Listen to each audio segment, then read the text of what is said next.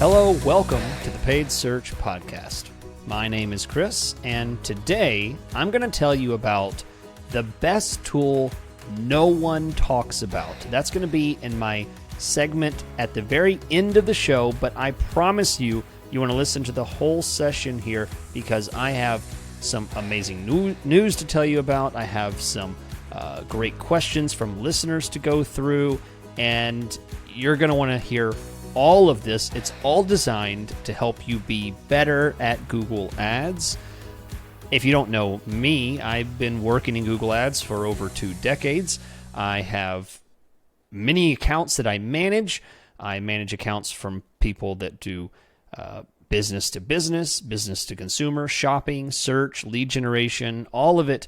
And I'm going to share what I know and what I've learned about Google Ads in all these years so that you can be better with your company's Google Ads, with your agency, getting more clients as a freelancer. Whatever you want to do, I'm here to help you do it better in Google Ads. So stick around. I have some great stuff to share with you. Before I start, I want to tell you about the reason I'm able to take the time off from my work and do this show is because of Opteo. It is a wonderful tool that sponsors this show, and I'd like to just spend a couple seconds telling you about opteo.com/PSP. You can try this tool that I have talked about for years at this point and try it for free for 2 months. 2 months for free. There's a sign up right there on that page. And let me tell you, they continue to grow the tool. The tool continues to become more and more valuable, especially with AI and all these additional tools out there to help you get more done in Google Ads. It has a ad writing tool. It has an analysis tool. It has everything to help you with bid management, whether you're using automated or manual bids. It is there to help you and get more done faster. I can promise you that many listeners have tried it and continue to use it even after the 2-month free trial. That's opteo.com/PSP for that 2-month free trial. Okay, so usually I do what I call metric of the week, where I discuss a specific metric. But this time I am going to share a few things that are in the news. New things about Google Ads, things that I'm noticing because there's several items that I think are particularly important that you are aware of in Google Ads. And let's start with a couple of these items. So number 1, if you don't know it, infinite scrolling is going to disappear. Personally, I think this is wonderful. For a while, I guess for about a year, maybe 2 years, we had infinite scrolling. There was no longer a first page of Google. It just scrolled and scrolled, and then you got down to the bottom of this quote-unquote infinite scrolling, and then it started showing you other search results that related to your search result. Honestly, I didn't really like it as a marketer. I didn't really like it as a casual user of Google Ads search. So I'm doubly excited to tell you that desktop computers are no longer infinite scrolling, and soon mobile users will no longer be infinite scrolling. The classic first page, second page, third page, limited results on Google will now be what is showing. I want to talk about this as a manager of Google Ads specifically because I want people to pause and think about what they see on the screen. They're presented with maybe 3 ads at the top, 10 organic ads, and 1 or 2 or 0 ads down at the very bottom. And I prefer that because as an advertiser, I want you to pause briefly and scan the headlines, and I want you to see my headline and possibly click on it if you think it's relevant, if you think it's important to what you're looking for. I didn't find that the infinite scrolling was a conductive manner for people to be able to take a second and pause and not just scroll past. I didn't necessarily see it in the click-through rate. I didn't necessarily see the effects in my campaigns that I could put a finger on. At least I didn't necessarily know. This is the problem with infinite scrolling. No, that's not really what I saw. But I definitely like this decision. I like that it's gone, and I like that we're back to the classic page 1, page 2, page 3. So a great bit of news there. Now let's change tones.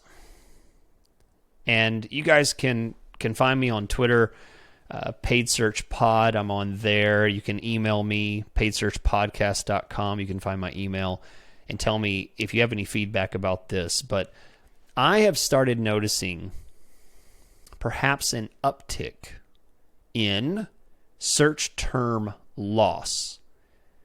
Okay, so this is item number 2 of the news, and here it is. I know I've been noticing that accounts that used to get 30% search term loss, 50% search term loss, something like that, now sometimes are pushing into the 60 and 70% search term loss. And you say, Chris, what is search term loss? Well, when you look at your search terms of an individual keyword or all your keywords, there are other search terms that you don't see.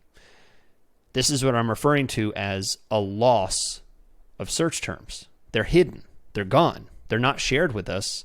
You paid for them. Google got you a click, but they're not telling you what that person typed in Google. I've noticed that I don't have any case study. Perhaps there's people that have done it. I don't bother with all that. I've noticed that it seems like it's ticking up a bit. And I don't like that. I think that's absolutely infuriating to me as a manager to see that happen. I do not want to lose transparency of those search terms, and some accounts have been losing more and more. I've seen some accounts where I may have gotten 30 clicks and I only see 2 clicks in the search terms. Other accounts I might see 10 clicks in the search terms and there were 30 clicks total, right? So this is a problem because if you think those 30 clicks came from a keyword, then you don't understand the way Google Ads works. Google Ads is not clicks on a keyword, it's clicks on an ad that came from a search term. You need to know what that person typed in Google when they clicked on your ad, and that's called a search term. You need to know what search terms triggered your ads. And I do not like to see that mystery search term component increase. It's a detriment to the management, to the optimization, and to the profitability of thousands and thousands, hundreds of thousands of businesses that use Google search and lean very heavily into watching their search terms. So I don't like to see it. Last item for me is, again, sad. So I have 2 sads and 1 happy. I started with the happy at least, but the third sad news is we are going to officially lose our old design. So Google back in 2020 or so introduced a new design. Now that design is gone 4 years later, and we're being forced to use a new design.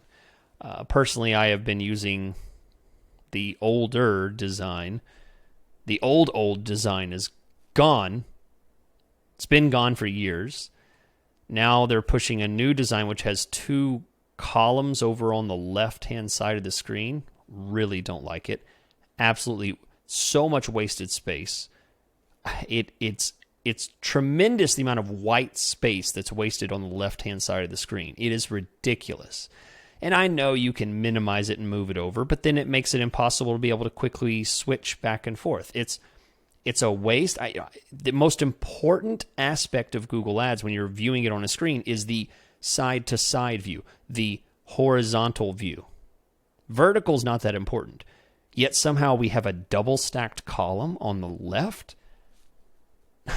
Ridiculous choice in the framing of how this new UI looks. But as of August 30th, 2024, you will no longer be able to use the older Google Ads interface. You'll be forced to use the new interface. So for those of you that don't use Google Ads every day, it's something you check every now and then. It may not be a big deal to you. You may not have even realized that they had changed the interface. But for those of us that check it and spend hours and hours, tens of thousands of hours on it, subtle changes like that make a difference, and it's frustrating, and it slows things down, and it's the third bit of sad news that I have. Well, I have one other item, but it's not from me. It is from my friend Joey Bidner, who sent in a great little tip. Doesn't really fit in my usual section, so I thought it would fit really well here. He's going to tell you about a cool feature in Google Ads that might help you with your ad writing. So, Joey, go ahead. Hey, Chris. So today I wanted to talk about a relatively new asset that has made all of our lives a whole lot easier for swapping ad copy for search campaigns for sales and promotions. So when we have a sale and promotion, I think we can all agree that it's a pain in the butt to go in, add your new promotional headline, and then at the end of the promotion, go in and remove that headline. Um, Previously, we've been able to automate this through the ad variation tool, where we would say, okay, I want to create a new ad variation with this new headline, and to replace or to be added into the ad 99% of the time. And you could schedule that and automate it. But it was a little bit clunky. So Google has come in and given us a much more streamlined approach where in your asset tab, you're going to see a new tab for headline assets or description assets. And when you add one of these, it basically gives you the option to add a new headline. So yeah, I would write in, Mother's Day sale, 15% off. You can choose to pin it if you want. And if you open up the advanced settings, you can schedule it. So it's basically adding in an extra headline into your responsive search ad and scheduling it. It's as simple as that. You don't even need to go in and pause it afterwards. You can see its performance at your asset in your asset dashboard, and they have one for descriptions and headlines. So to be honest, that's it for me today. This tool is about as simple as that. Doesn't need much more explanation, and that's the best kind of tool Google can give us, one that doesn't need a lot of explanation and just speaks to its effectiveness to help with sales ad copy swapping. So I'll leave it at that and send it back to you, Chris. Okay, thanks, Joey. If you'd like to reach out to Joey, links for his website and my website and all that other stuff is in the description. You can find it there. So let's move on to Nick. Nick sent in a question via my website, paidsearchpodcast.com. You can find my email address. Email me there. Send in your question. I've gotten hundreds and hundreds of questions from people, and I appreciate everyone sending in these questions. And I scour through those and find some that I think are great questions. And Nick, thank you for yours. Let's read through it. Hey, Chris, in your recent episodes, you mentioned that Search Lost IS Rank is a good tool for checking an account's health. I'm a little confused about this metric because Google's tooltip regarding this metric is as follows, and it does not specifically indicate that this metric is used to determine if you're over or under spending. Here's the tooltip of what it says. Quote, it's calculated using your bid, ad and website quality, context of the search, ad rank thresholds, and the expected impact of extensions and other formats. So back to Nick's question. My question is, Chris, how heavily does Google weigh each quality mentioned in the overall percentage metrics, or is it strictly bid related, as you mentioned? Okay, great question. So it's a little complex. Let me break it down. What Nick wants to know is, Chris, you mentioned search lost IS rank, which stands for search impression share lost due to rank. That's what that stands for. And he's confused because there's a lot of things that Google's saying that this number is used to that is calculated to come up with this number. And he's wondering, how does this all work? How does it function? Because I always talk about it in regards to bid.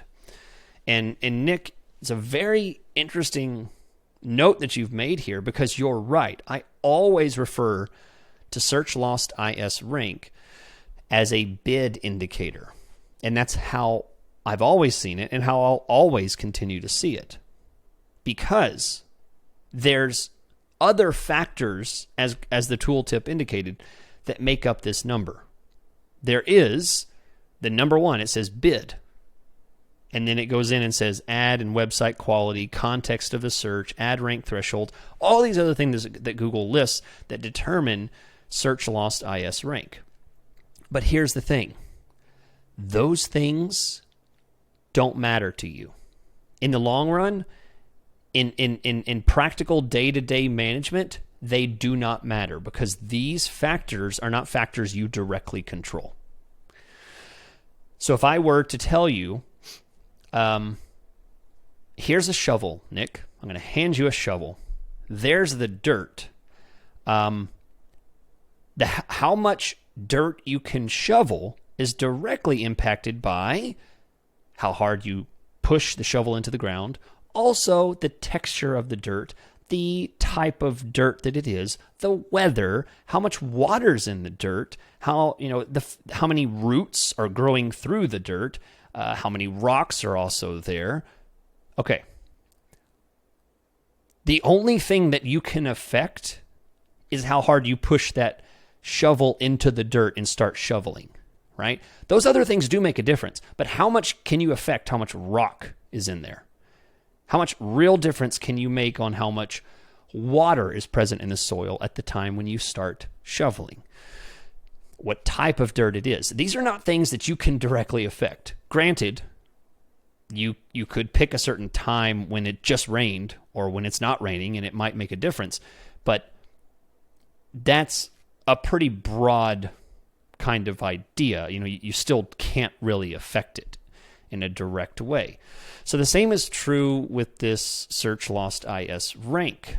You can affect how much your ad and website quality are good or bad, right? You can improve your ad, you can improve your website. But the fact is there's only so much you can do. And also, there's no measurement to that. Google doesn't give you a measurement to say, oh, you have now reached level 8.4 of your ad quality and website quality score. They don't give you that. So how do you know if you've improved it? How do you know if you're really low or really high? These are things that I do not concern myself with.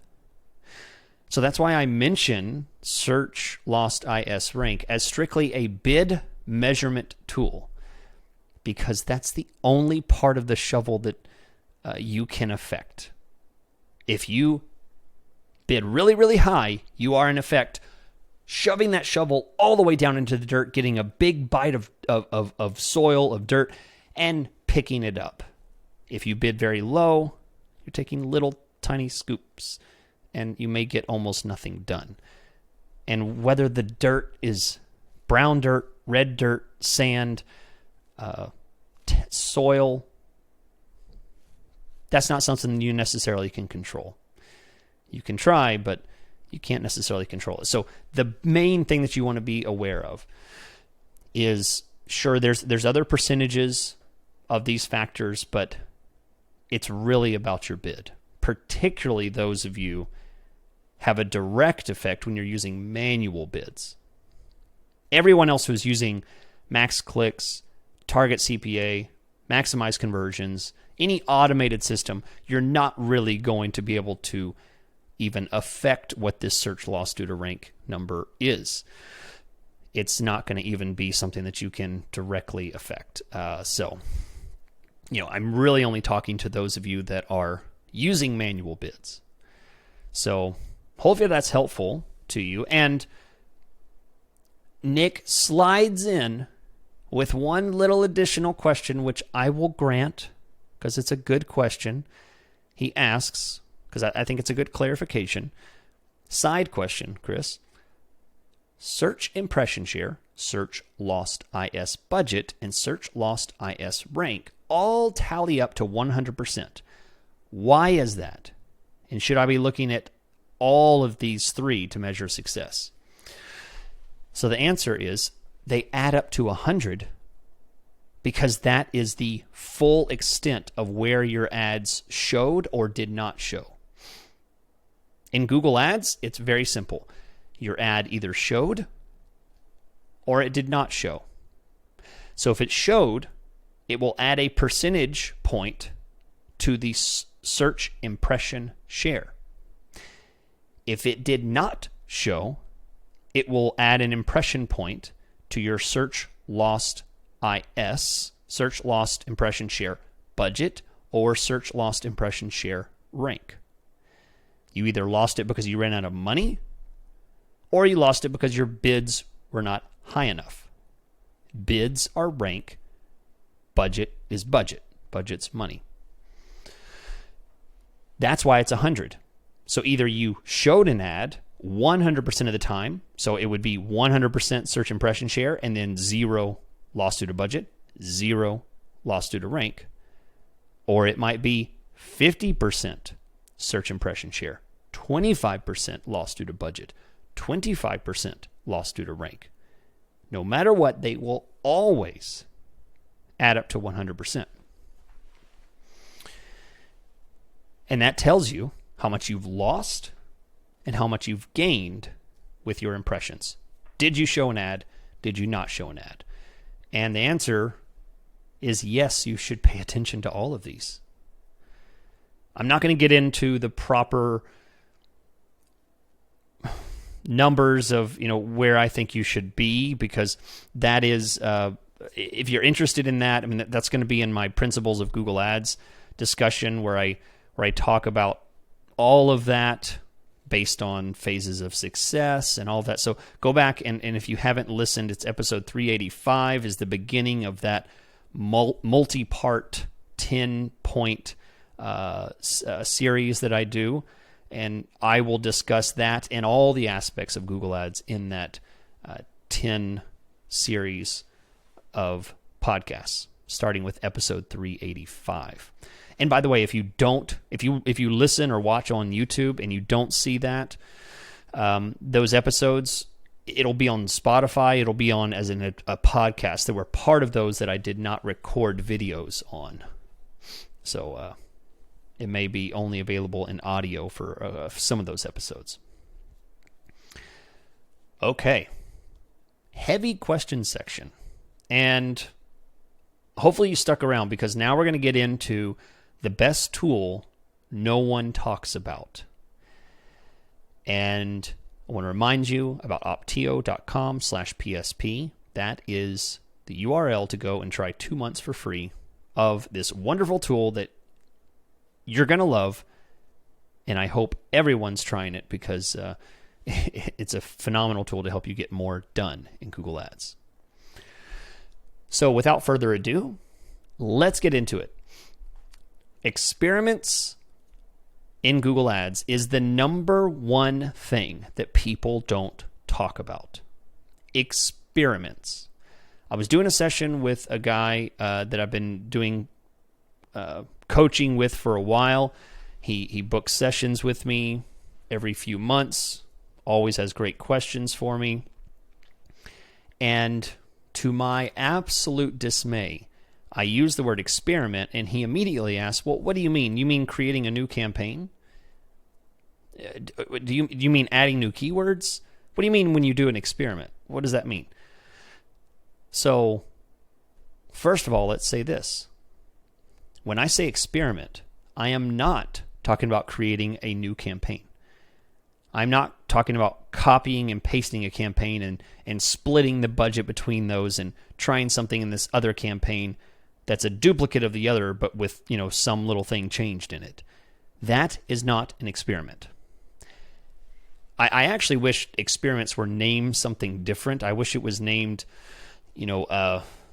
some catchy little name in Google Ads so that people would realize this is a branded tool. This is a specific thing in Google Ads. When I say experiment in Google Ads, what I mean is the actual tab in Google Ads. And it is in Google Ads. With the new interface, the new one as of post August 30th, 2024. So if you're listening to this after August, then is the only option out there. It will be under the campaigns expansion little window, and then there's an experiments button there. You can see experiment. It'll take you to a special window, and in that window, there's a blue plus button, and that will allow you to create a campaign experiment. So, let's talk about what that is. Let's talk about what it is. A campaign experiment, an experiment is something that is built at the campaign level. You start an experiment by choosing a campaign. And it's wonderful because, as the word experiment implies, it uses a control and a test. You have the control campaign, which is the campaign that does not change. You are not doing anything drastic. You're not changing this factor in the original control campaign. And then you're creating an experiment, which does have something changed. What's magical about this, and why this is not just copying a campaign and pasting it and changing something and running both of them at the same time, is this is recognized by Google as a feature, as a tool, as a thing in Google Ads, and it creates these separate entities for each. So controlled experiment A is going to run in its own little bubble. It's going to get a percentage of the traffic. 50% is what the default is, but you can change that. And it will run and get traffic and spend 50% of the budget, as though it's the only campaign that's running. But then there will be another campaign which does not overlap, does not interfere with the control. This is your hypothesis experiment campaign where you have made a change. And it's going to run completely disregarding the other one. So as though you created a barrier in between them and they're running separately apart from each other. No overlap, no cannibalization. If you know what that word means, there's no cannibalization. There's no overlap between them. They're not fighting or competing for the same keywords. There's no placement combat between them. Google's never going to show the experiment and the hypothesis testing experiment, or the control experiment and the hypothesis experiment in the same search results. They will always be separate, so that you will always see separate results. So why create an experiment? How do you use this tool? Well, that is up to your imagination. I'm going to give you some ideas, but you can literally do almost anything with this experiment. If you have a dream about, man, I wonder if, and then fill in the blank, that is what an experiment is for. Here are about 7 ways that you could use an experiment in Google Ads. Number 1, Bidding strategy. Okay, you could change the bidding strategy. This is probably the most common reason that I use it. If you want to test automated versus manual, you hear me talk about manual bidding all the time. You're wondering, I wonder what it's like. I wonder if I would do better with manual. I wonder if I changed it to manual, what would happen? The experiment feature is a great way to test that. If you're using a form of automated and you want to try a different automated kind of bidding strategy, an experiment is a great reason to test that and see what happens. If you changed from TCPA to TROAS, what would happen to your account? What happens to the campaigns? Well, try an experiment. Let's say you created a new landing page and you want to test. I wonder if I can get better conversion rates with this alternative landing page. You send 50% of the traffic to this landing page and you send 50% to the other landing page. Or a different page on your website. You built, you say, I wonder if I send people to my home page for 50% and then this landing page for another 50%, or my services page versus my home page. There's all these opportunities. And then it goes even further. I use this all the time. If you want to send traffic to a different domain, one example that I think I've used before, but I have multiple clients that are on Amazon, and Amazon is a different domain than their website, but they want to send traffic with the same keywords to Amazon as what they do with their website. So, their same 50 keywords apply to the Amazon.com page, and they apply to their domain. They want to send equal traffic to both.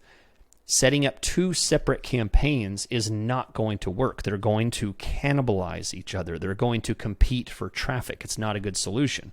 The solution is experiments. 50% goes to this domain, 50% goes to another domain.